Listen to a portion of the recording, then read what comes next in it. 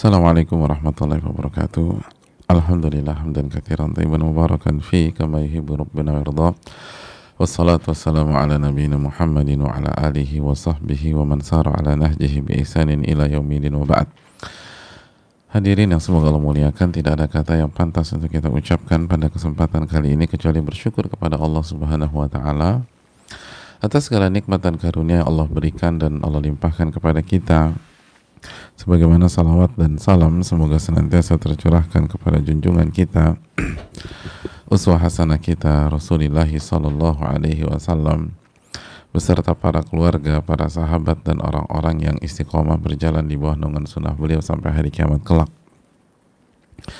Saudaraku yang semoga Allah muliakan, kita meminta kepada Allah ilmu yang bermanfaat dan kita berlindung kepada Allah Subhanahu wa taala dari ilmu yang tidak bermanfaat. Allahumma inna nas'aluka ilman nafi'a wa na'udzubika min ilmin la yanfa'.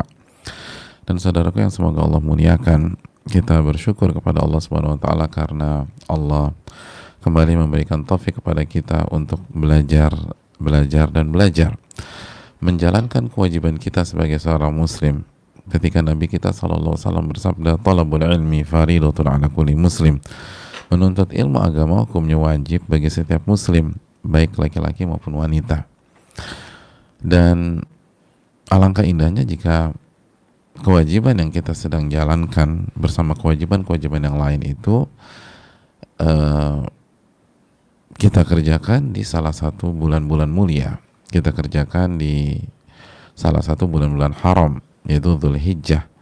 Jadi walaupun 10 hari pertama telah usai dan perhelatan Idul Adha dari tanggal 10 sampai 13 pun sudah berakhir, tapi kita masih berada di waktu mulia. Kita masih berada di hari-hari yang sangat bagus dan sangat kondusif untuk beribadah, yaitu dari bulan-bulan haram, di mana setiap amal ibadah pahalanya dilipat gandakan dan dosa pun dilipat gandakan oleh Allah Subhanahu wa taala. Oleh karena itu, hadirin sekalian, maksimalkan hari-hari ini dengan beribadah dan minimkan dosa. Minimkan dosa. Dan jika kita berdosa, segera beristighfar dan taubat kepada Allah Subhanahu wa taala. Ya, segera istighfar dan taubat kepada Allah Subhanahu wa taala. Karena sekali lagi ini waktu yang sangat baik dan di waktu yang sama harus kita jaga dari dosa. Dan hadirin Allah muliakan, dan alangkah indahnya ketika kita belajar bersama salah satu kitab terbaik di dunia. Jadi bukan hanya sekedar belajar, tapi belajar dituntun oleh salah satu kitab terbaik, salah satu kurikulum terbaik, oleh salah satu ulama terbaik, yaitu Riyadhus Shalihin, buah karya Al-Imam Yahya bin Sharaf bin Murri bin Hasan bin Husain bin Muhammad, atau yang biasa dikenal dengan nama Al-Imam An-Nawawi Asy-Syafi'i rahimahullahu ta'ala. Dan hadirin yang Allah muliakan, kita baru saja menyelesaikan bab kesabaran. Dan sebagaimana apa yang kita lakukan di bab-bab sebelumnya, sebelum kita melangkah ke bab berikutnya, itu bab apa? Bab jujur, ya. Bab kejujuran. Kita akan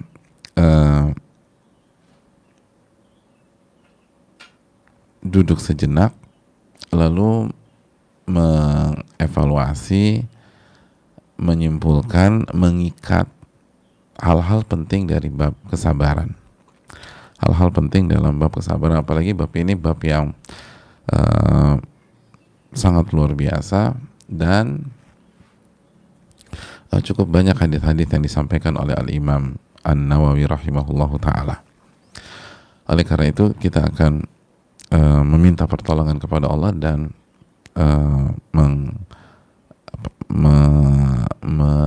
menyimpulkan dan merangkum apa yang sudah kita bahas, tentu saja dengan segala keterbatasan dan kekurangan kita, serta tentu saja pertolongan dari Allah Subhanahu wa taala.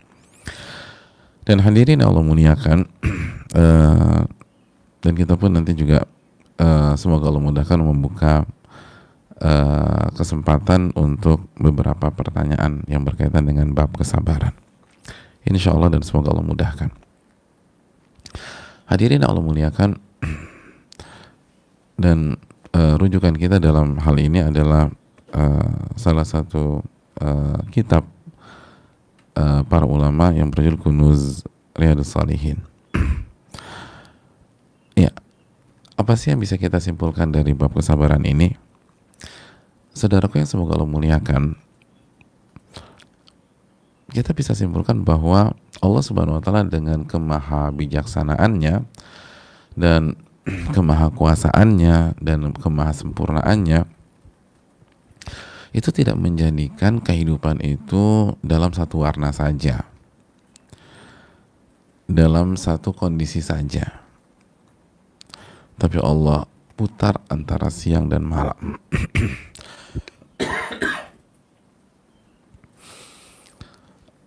Allah putar antara suka dan duka, senang dan sedih, mudah dan sulit. Dalam sebagian waktu Allah berikan fasilitas dunia kepada kita, tapi di waktu yang lain Allah tahan fasilitas tersebut. Suka dan duka, senang dan sedih, lalu kemudahan dan kesulitan, itu dijalani dan harus dilewati oleh seorang muslim dalam kehidupannya. Tidak ada yang tidak mendapatkan hal tersebut. Semua mengalaminya. Semua mengalaminya. Makanya kan Allah berfirman dalam surat Ali Imran, wa tilkal ayyamu nudawiluha bainan nas, dan hari-hari itu kami putar di tengah-tengah manusia. Ya, kami putar di tengah-tengah manusia. Ada hari-hari tertawa dan ada hari-hari menangis. Ada hari-hari suka dan ada hari-hari duka. Semuanya kami putar di tengah-tengah kehidupan manusia. Nah, hadirin Allah muliakan, maka ketika kehidupan selalu dengan pola seperti ini,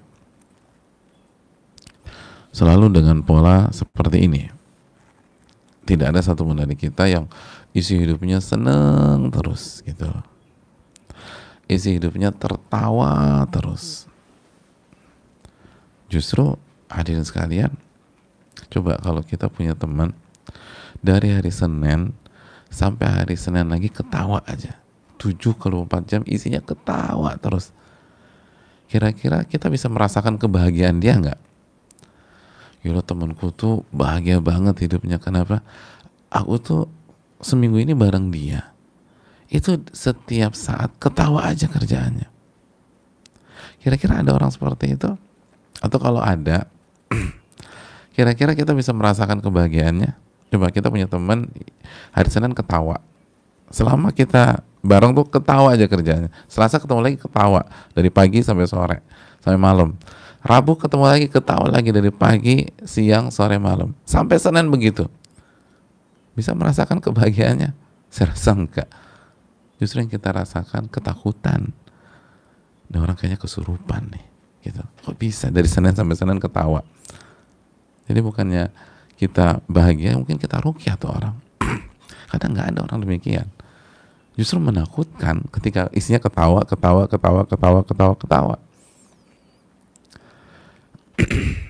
Karena nggak ada hidup demikian. Hadirin yang Allah muliakan, semua diputar oleh Allah Subhanahu wa taala. Diputar oleh Allah Subhanahu wa taala. Dan itu kan yang Allah firmankan dalam surat Ali Imran ayat 140 tadi. Wa tilkal ayyamu nudawiluha bainan nas. Jadi hadirin yang Allah muliakan, makanya ketika kaum muslimin kalah di perang Uhud kan sedih ya, kalah gitu, banyak yang terluka, ada 70 syahid dan seterusnya. Hadirin Allah muliakan, apa firman Allah kepada mereka? Allah berfirman di ayat yang sama, ayat 140, iyamsaskum qarhun faqad massal qauma qarhum mithlu. Jadi hadirin Allah muliakan, jika kalian merasakan kekalahan atau luka atau ada yang menjadi korban, itu kata beliau kaum yang lain pun merasakan hal yang sama. Bukan kalian aja pihak yang pertama kali kalah atau satu-satunya pihak yang merasakan kekalahan. Kaum yang lain pun demikian. Kaum yang lain pun demikian. Jadi bukan hanya kalian saja yang terluka. Bukan hanya kalian saja yang terluka. Tapi yang lain pun juga mengalami hal yang sama. Musuh kalian pun juga terluka gitu loh. Musuh kalian pun juga terluka. Bukan hanya kalian saja. Jadi hadirin yang Allah muliakan,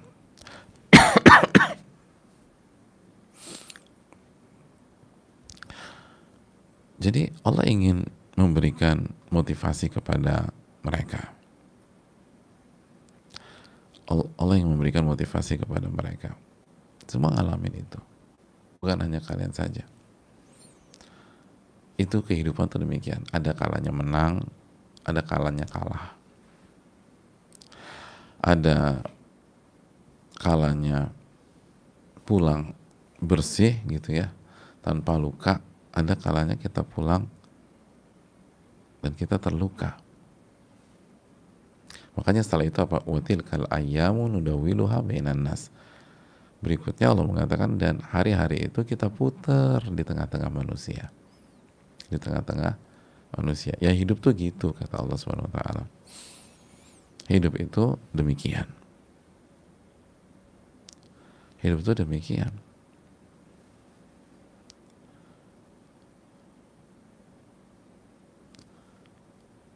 Nah, ketika hidup demikian jemaah sekalian, maka kita harus punya bekal ngadepin itu.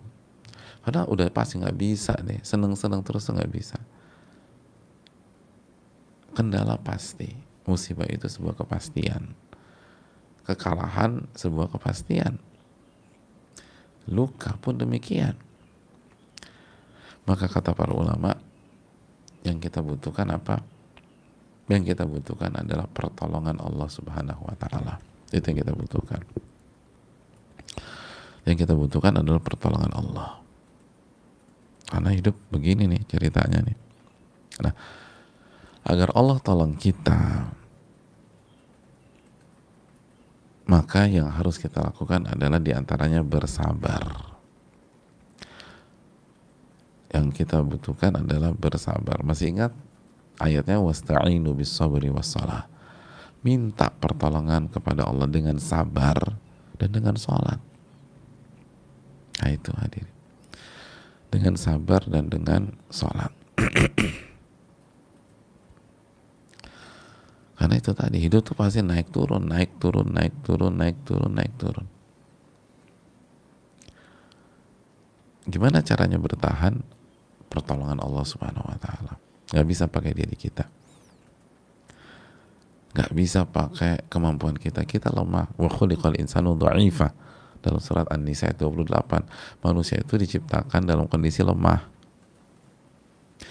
Yang lemah ini mintalah pertolongan kepada yang maha kuat. Siapa yang maha kuat? Allah Subhanahu wa taala. Gimana caranya? Salah satunya sabar. Itu sabar. Makanya dari sini kita pahami kekeliruan sebagian kita ketika mengatakan sabar itu ada batasnya bro, gitu loh. Aku udah nggak bisa kayak gini.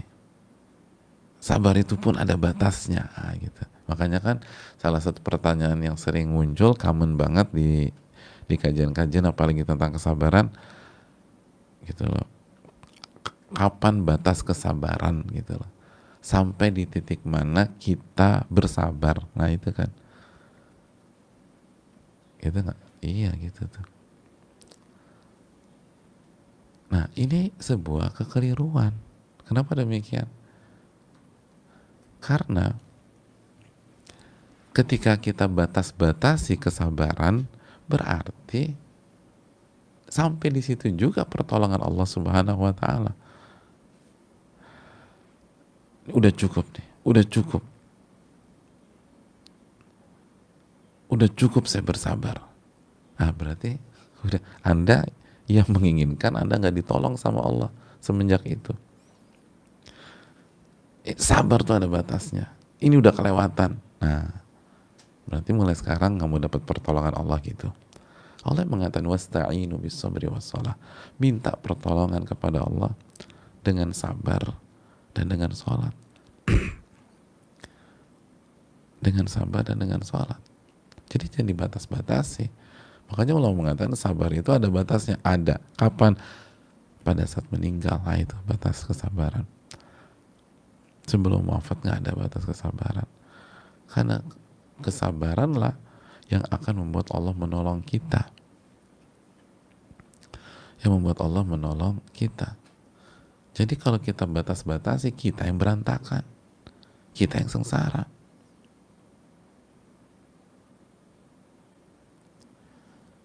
Jangan dibatas-batasi.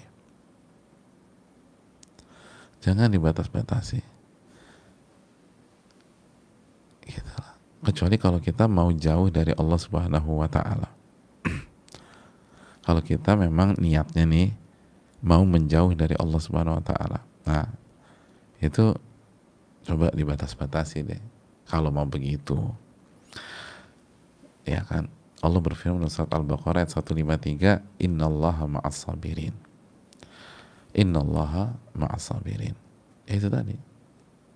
Setelah Allah berfirman, "Ista'inu bis-sabri was-shalah," minta pertolongan dengan sabar dan salat, sesungguhnya Allah bersama orang-orang yang sabar. Jadi kalau udah cukup gue sabar. Hari ini gue harus bertindak dalam tanda kutip.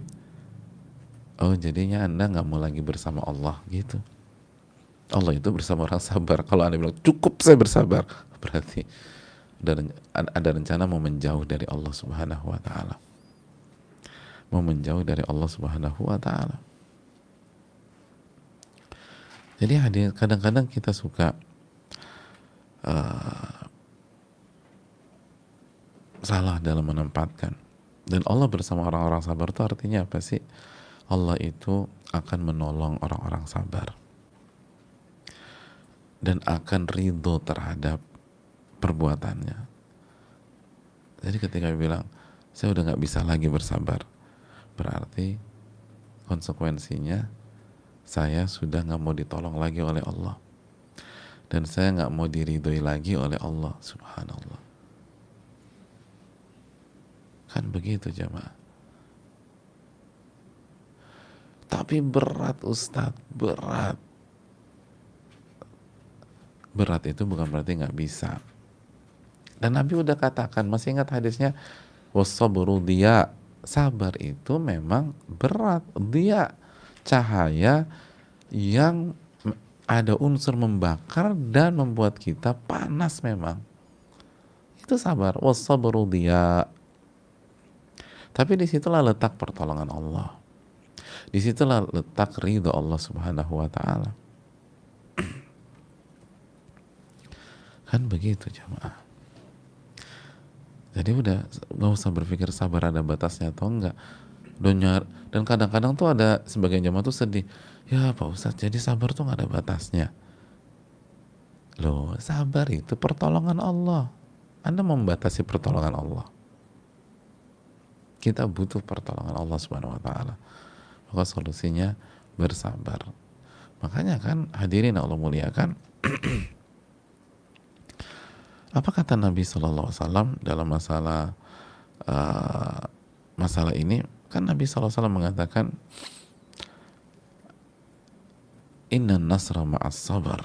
Sesungguhnya pertolongan dan kemenangan itu bersama kesabaran. Sesungguhnya pertolongan dan kemenangan itu bersama kesabaran. Pertolongan dan kemenangan bersama kesabaran. Oleh karena itu hadirin Allah muliakan,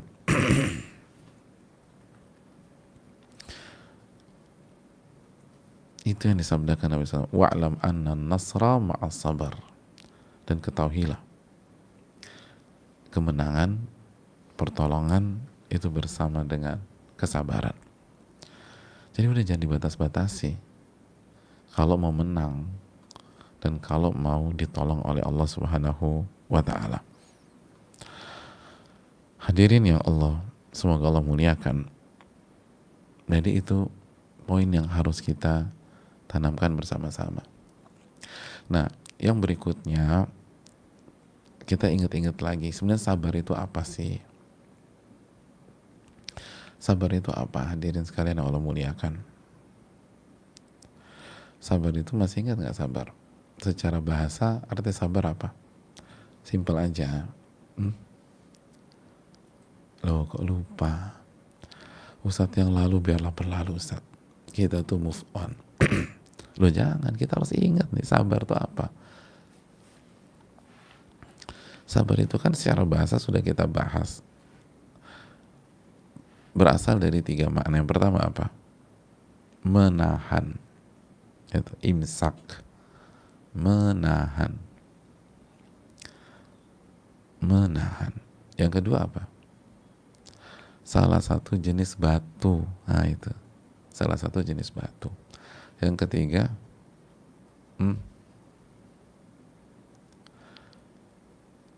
yang ketiga apa?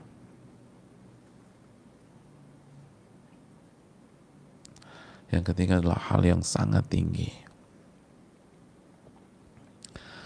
Jadi hadirin sekalian, makanya nggak heran bahwa secara syariat sabar itu adalah menahan diri dalam 3 kondisi. Kondisi yang pertama menahan diri di atas ketaatan, yang kedua menahan diri dari maksiat, dan yang ketiga menahan diri di saat kita terkena atau menghadapi takdir yang kita tidak suka, atau takdir yang kita suka agar kita tetap bersyukur, kan gitu ya. Jadi menahan diri ketika menjalani takdir.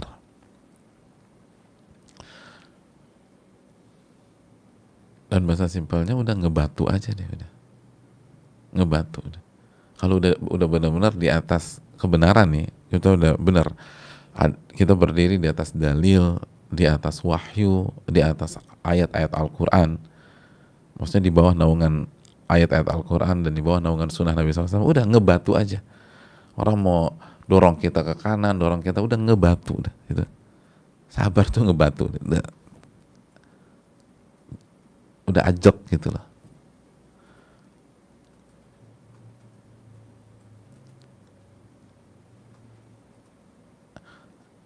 Dan disitulah kita akan mulia. Disitulah kita akan mulia. Makanya kaidahnya apa? Bis sabri wal yaqin tunalu tunalu al imamatu fid din. Dengan kesabaran dan dengan keyakinan, kepemimpinan, kesuksesan dalam agama akan tercapai insyaallah. Itu bisa dipetik dari surat apa? As-Sajdah ayat 24. Waja'alna minhum a'immatan yahduna bi amrina lamma sabaru wa kanu bi ayatina yuqinun. Dan kami jadikan pemimpin-pemimpin dari mereka yahduna bi amrina lamma sabaru. Mereka memberikan petunjuk dengan konsep kami, dengan perintah kami, dengan metode kami.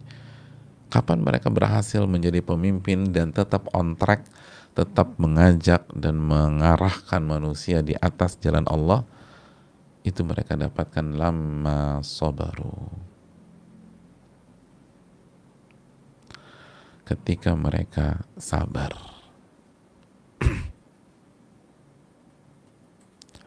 Ketika mereka sabar dan mereka yakin terhadap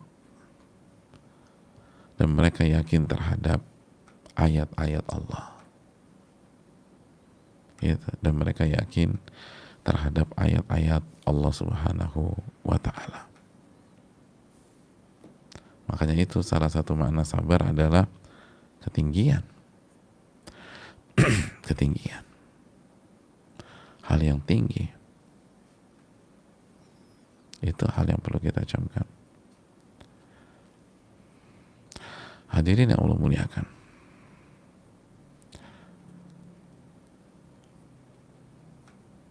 jadi kalau ingin berada di puncak, berada di atas, jika ingin berhasil, maka kita harus sabar. Kita harus sabar. Makanya ulama mengatakan, ayumakkanul abdu am yubtala. Apakah hamba itu akan dikokohkan atau akan diuji? Apakah hamba itu akan dibuat sukses atau diuji terus dalam hidupnya?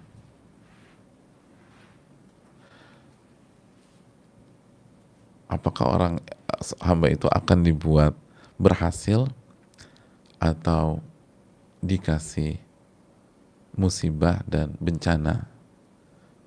Apa kata para ulama? La yumakkanul abdu hatta yubtala. Hamba itu tidak akan berhasil, tidak akan disukseskan sampai dia diuji, dikasih musibah dan dikasih bencana dulu oleh Allah Subhanahu wa Ta'ala.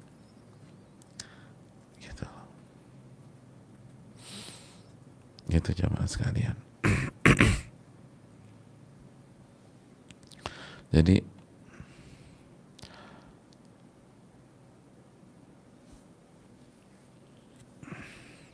itu yang perlu kita camkan bersama-sama. Jadi pertanyaannya maksudnya gini, itu apakah orang itu, hamba Allah itu disukseskan atau dikasih musibah ya? Ternyata dua hal yang nggak bisa dipisahkan. Kalau Anda mau berhasil, Anda harus diuji, dikasih musibah, dikasih bencana, lalu Anda bersabar. Lalu Anda bersabar.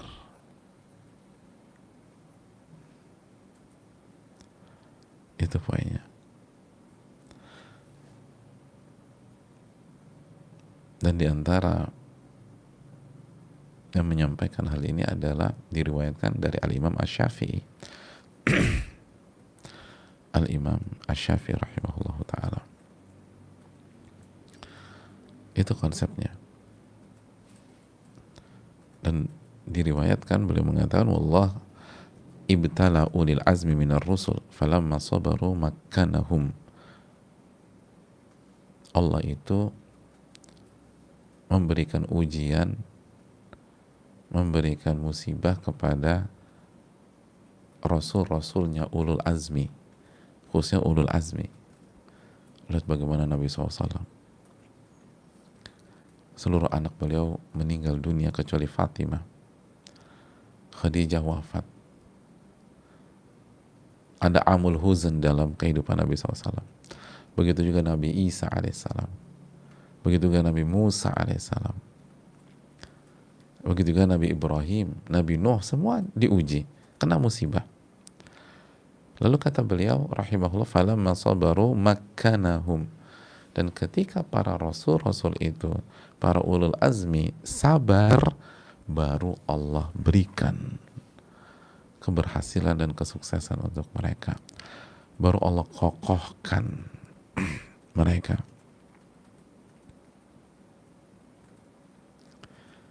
Itu hadirin Allah muliakan.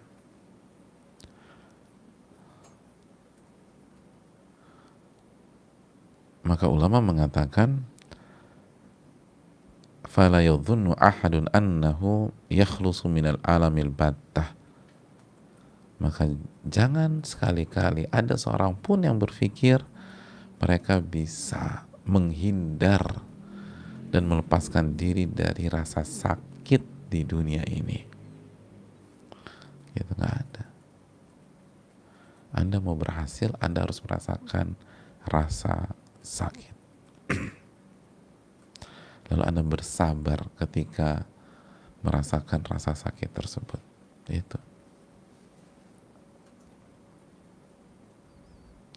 Itu sunnatullah. Sunnatullah itu demikian. Itu lamma sabaru wa kanu bi ayatina yuqinun. Ingat As-Sajdah 24 tadi. Mereka berhasil, mereka menjadi imam ketika mereka bersabar dan mereka yakin dengan ayat-ayat kami. Itu jamaah. Jadi dua hal ini kata para ulama nggak bisa dipisahkan. Keberhasilan dan ujian, musibah, bencana, itu nggak bisa dipisahkan.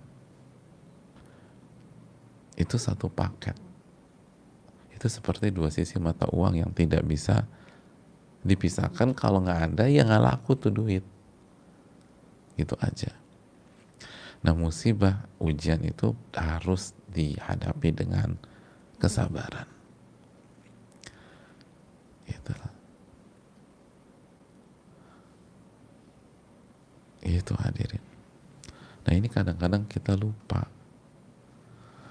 Makanya kan ketika seseorang ingin berhasil tanpa ada rasa sakit, disitulah dia terjatuh ke dalam maksiat. Kan gitu kan, dia pengen kaya, nggak mau ngerintis dari awal, akhirnya ngerampok, akhirnya ngambil barang orang, korupsi dan sebagainya, jatuh tuh ke dalam maksiat, jatuh ke dalam maksiat. Itu sebagai contoh aja, karena sunatullahnya demikian.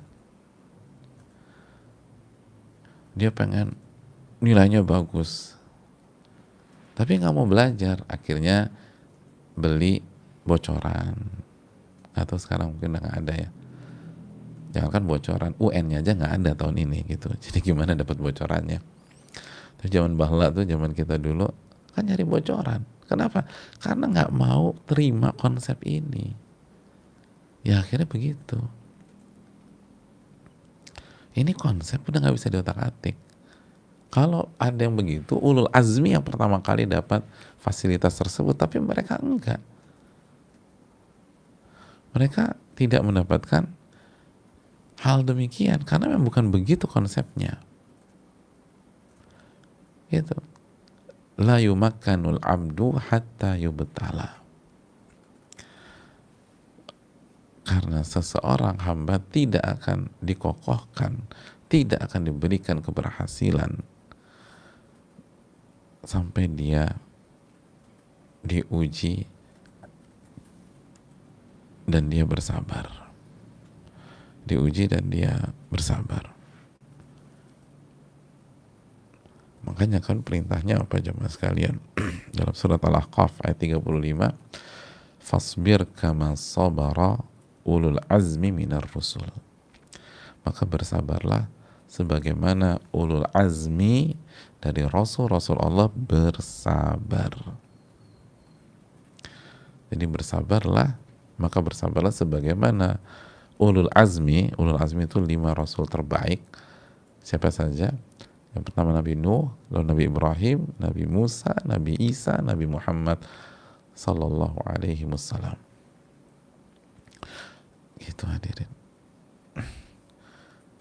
Sebagaimana tadi, nggak mungkin, karena Allah menguji ulul azmi, dan setelah mereka bersabar baru Allah kasih.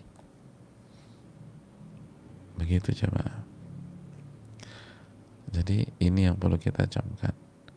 Jadi kunci pertolongan Allah itu bertahan atau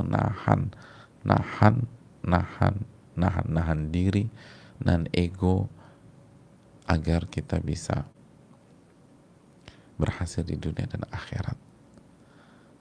Ini satu-satunya cara ditolong oleh Allah Subhanahu wa taala bersama amalan-amalan hati yang lain. Itu hadirin. Jadi udah mulai sekarang jangan bilang sabar ada batasnya nggak ya? Enggak. Aduh kayaknya berat banget. Emang berat. Tapi itulah jalan keberhasilan. Makanya ulama mengatakan tarjun najata walam tasluk masalikahu inna safinata la tajri 'alal yabasi. Anda ingin selamat tapi Anda tidak mau menjalani jalan keselamatan, ketahuilah tidak ada kapal yang berlayar di atas daratan gitu loh. Anda ingin selamat tapi Anda nggak mau sabar. Anda mau berhasil tapi Anda nggak mau capek, nggak mau letih, nggak mau sakit, nggak mau kena hal-hal yang berat lalu Anda bersabar. Itu seperti Anda berlayar di atas daratan. Ya nggak ada kapal demikian. Kalau ingin jalan keberhasilan dan keselamatan, ini jalannya. Bersabar.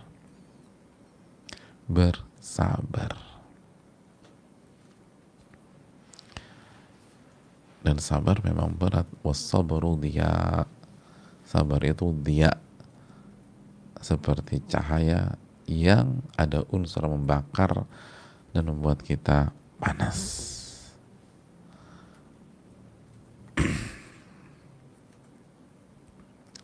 Itu poinnya jemaah sekalian.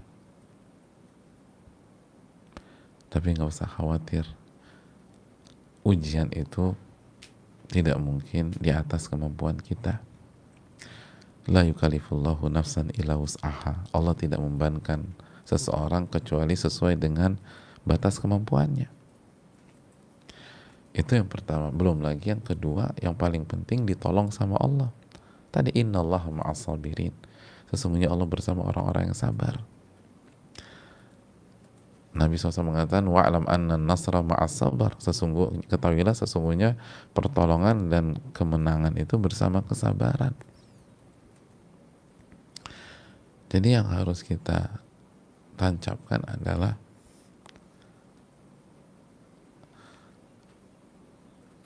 kita harus jalan terus dan menahan semuanya.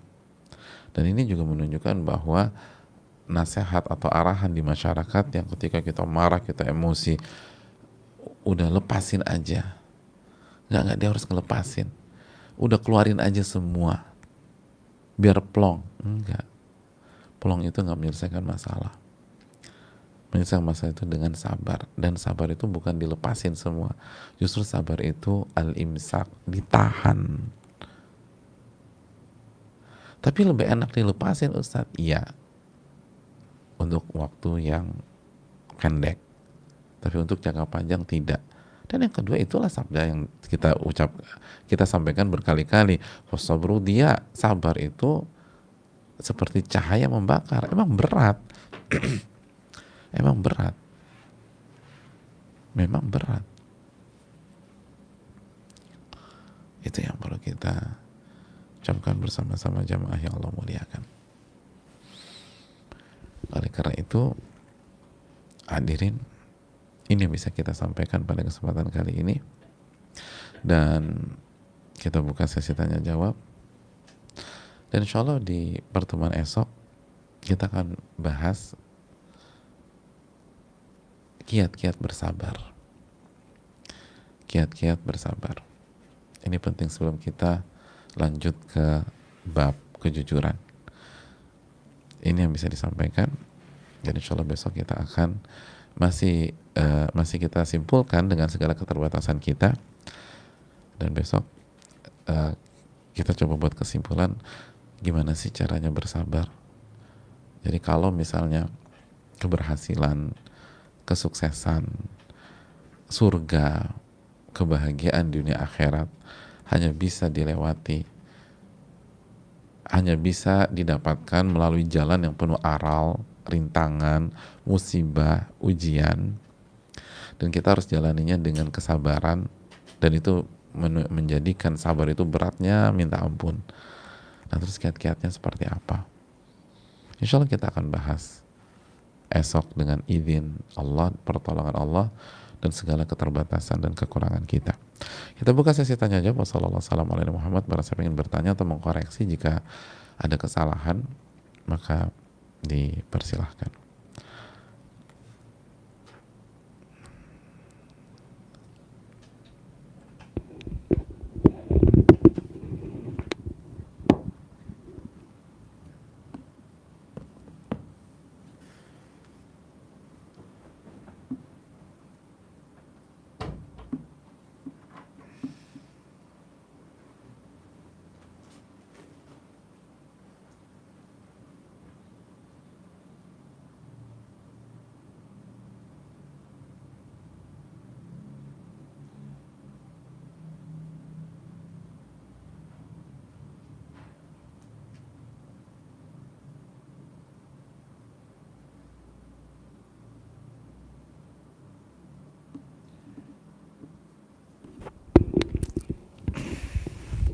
Ya, bismillah, alhamdulillah, wassalatu wassalamu ala rasulillah.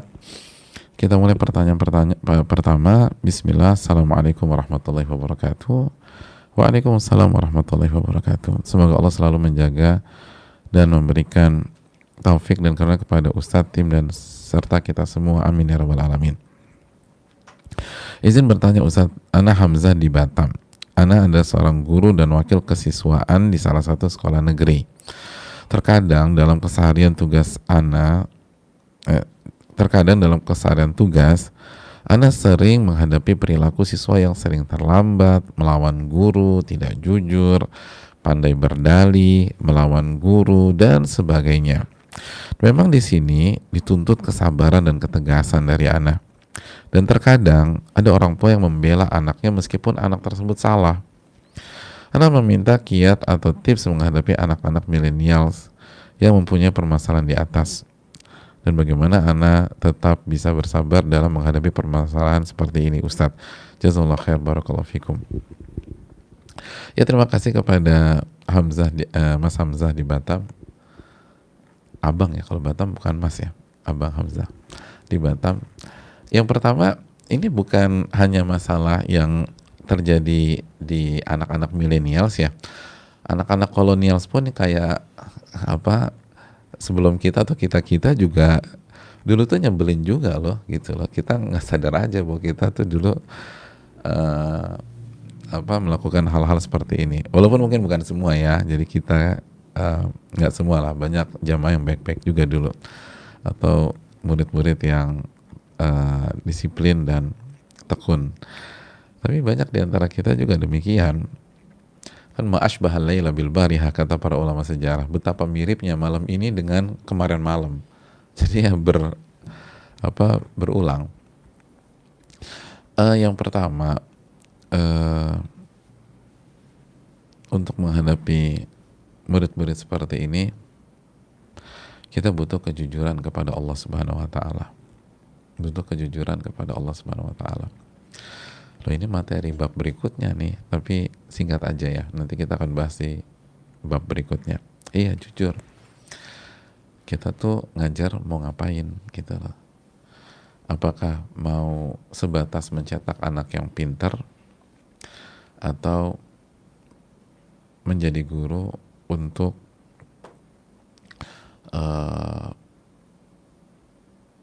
menunaikan amanat ilmu, terlepas diterima atau enggak. terlepas muridnya itu mau mau atau tidak, atau nurut atau tidak. Tujuan kita kan pertama, amanat ilmu harus disampaikan. Jadi pentingnya kejujuran. Makanya para nabi alaihi wassalatu wassalam itu kan nggak baper, walaupun umatnya lebih nyebelin daripada murid-murid kita gitu loh. Kan kita udah bahas tentang betapa luar biasanya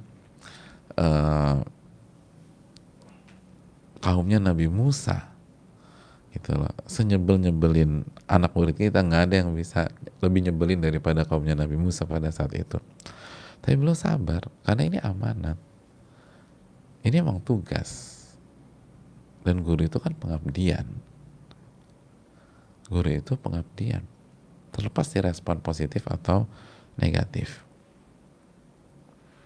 Dan kita mengajar itu mengharapkan pahala dari Allah sebelum feedback positif dari anak-anak. Betul, kita senang kalau anak-anak itu berubah jadi baik melalui pengajaran kita gitu loh, berubah dari Allah Subhanahu wa taala. Tapi bukankah kita tahu bahwa ada nabi yang umatnya nggak sampai 10, ada nabi yang umatnya cuma 2, ada nabi yang umatnya cuma 1 orang, ada nabi yang nggak punya umat sama sekali, dan itu tidak mencederai keberhasilan mereka. Kenapa demikian? Karena mereka ikhlas dalam menunaikan amanat. Itu poin. Poin yang kedua, sudahkah kita mendoakan mereka? Ini juga penting. Kita nih kadang-kadang, kita tuh termasuk yang bicara ya, suka lalai dalam mendoakan murid-murid kita, suka lalai dalam mendoakan orang-orang yang belajar dengan kita. Seringkali kita hanya mengandalkan retorika, kecerdasan kita, atau kemampuan kita dalam memahamkan orang, tapi suka lupa sujud kepada Rabbul Alamin di sepertiga malam terakhir, lalu mendoakan, ya Allah berikanlah hidayah kepada murid-murid saya, ya Allah berikanlah taufik kepada si fulan disebutin, khususnya yang bandel-bandel misalnya, tolong kasih hidayah buat mereka, dan semuanya. Itu hadirin, itu penting, itu penting.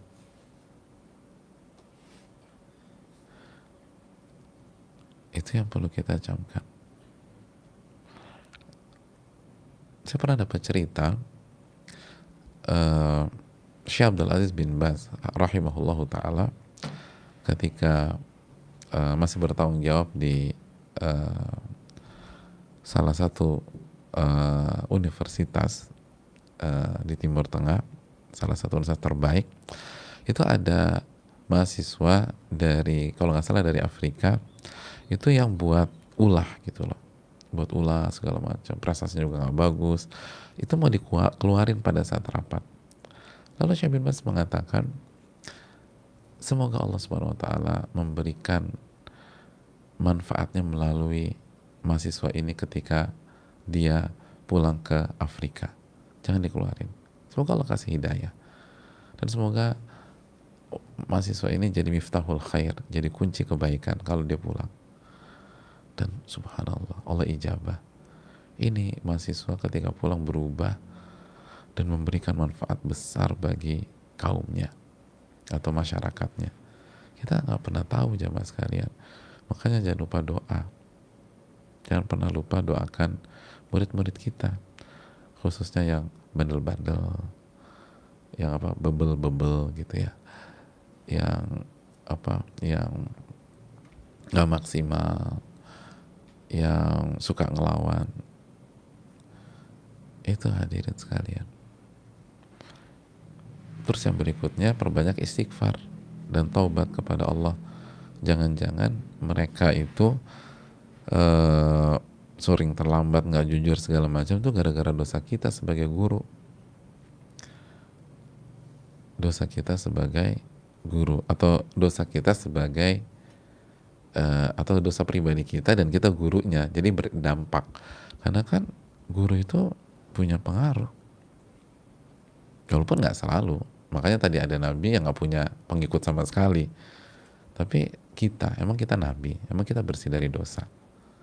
Coba perbanyak istighfar dan taubat kepada Allah Subhanahu wa taala.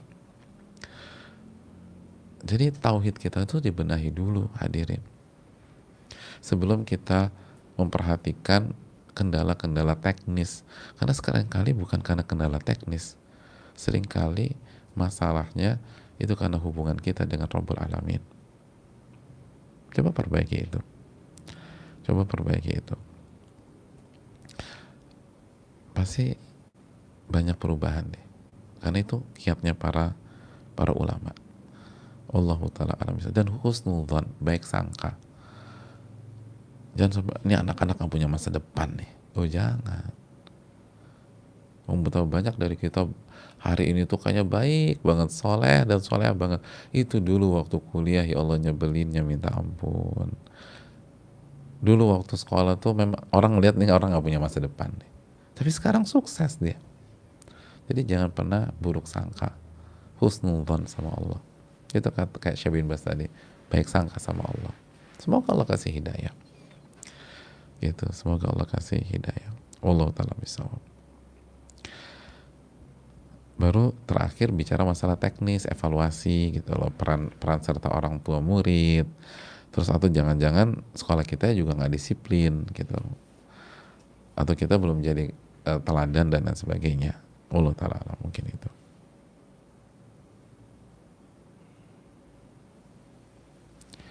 Iya, kita lanjutkan. Assalamualaikum warahmatullahi wabarakatuh. Waalaikumsalam warahmatullahi wabarakatuh.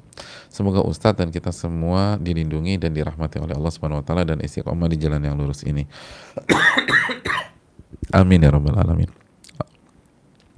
Ustadz, saya izin bertanya. Ustadz, saya ibu yang punya satu anak yang sedang tumbuh usia 1,5 tahun. Terkadang saya tidak sabar dalam mengasuhnya.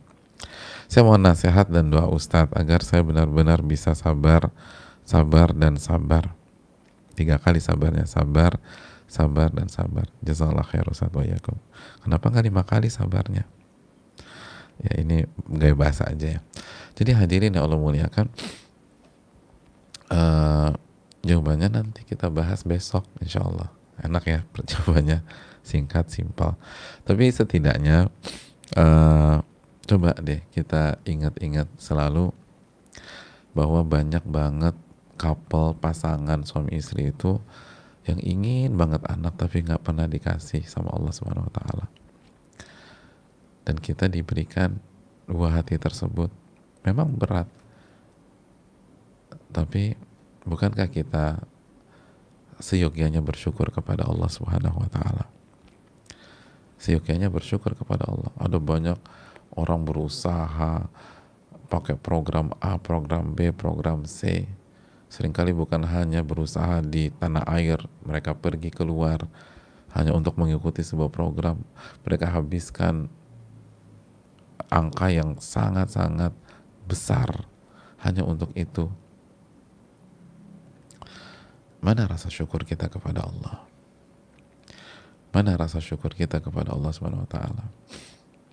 Dan kalau kita tidak sabar menghadapi anak-anak usia 1,5 tahun, itu ke depan bisa bahaya jemaah sekalian.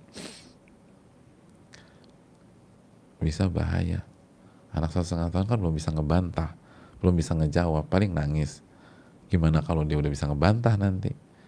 Karena kita nggak didik, karena kita nggak dampingi dengan benar. Jadi oleh karena itu,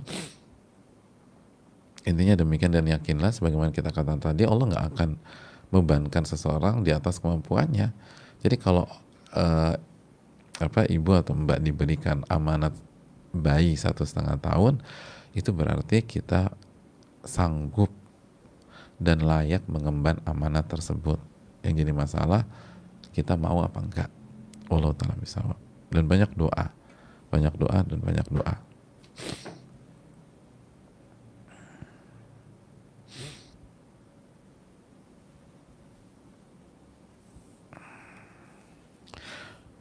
Assalamualaikum warahmatullahi wabarakatuh.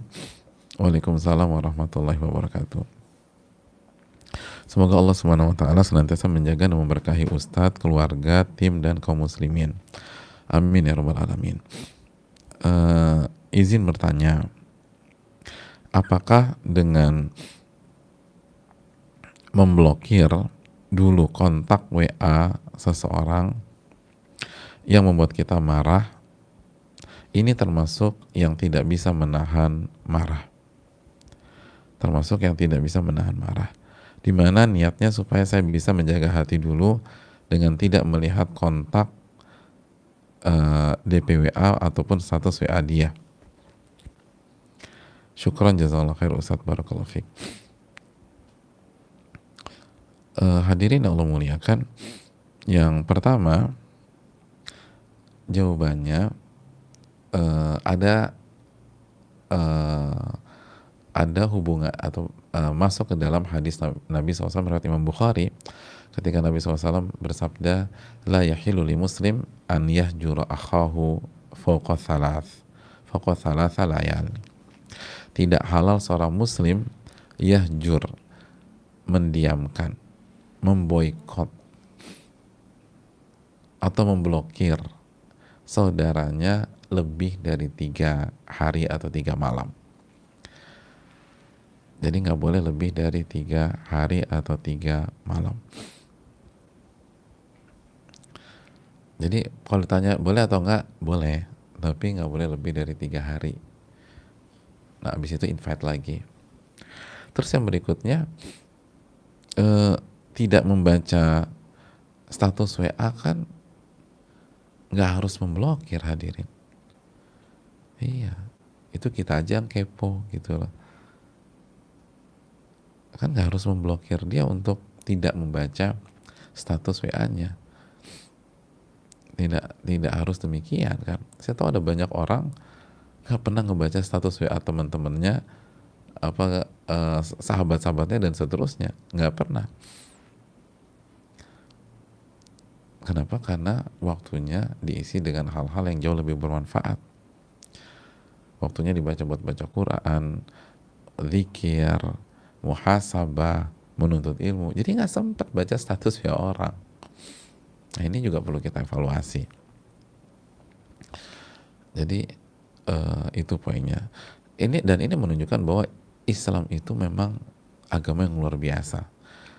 Allah tuh yang maha mengetahui itu mengerti sekali bahwa nggak semua orang itu imannya dan takwanya itu selalu berada di tingkat yang tinggi.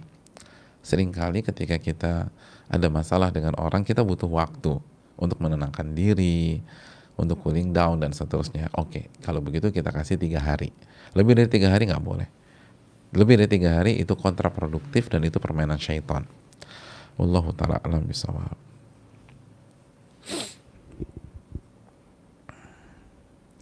Assalamualaikum warahmatullahi wabarakatuh. Waalaikumsalam warahmatullahi wabarakatuh. Semoga Ustadz, tim dan jamaah sekalian selalu diberikan kesehatan dan keberkahan. Amin ya rabbal alamin. Ustadz, saya mau bertanya tips kali ya, tips mendidik anak-anak di tengah pandemi ini. Kan harus belajar dari rumah. Anak saya masih SD dan SMP, dan kita sebagai orang tua harus dituntut sabar, tapi kadang-kadang melihat kelakuan anak-anak yang kadang-kadang males-males membuat kita kehilangan kesabaran mendampingi anak-anak dalam belajar. Mohon tips dan masukannya Ustadz, jazakallahu khairan atas nasihatnya. Ya, makasih banyak atas pertanyaannya. Kadang-kadang melihat kelakuan anak-anak yang kadang-kadang males membuat kita kehilangan kesabaran mendampingi anak-anak yang dalam belajar. Ya benar gitu loh. Buah nggak akan jatuh jauh dari pohonnya, karena kita malas ngeliatin anak kita tersebut, jadi itu anak juga malas. Jadi intinya gini loh,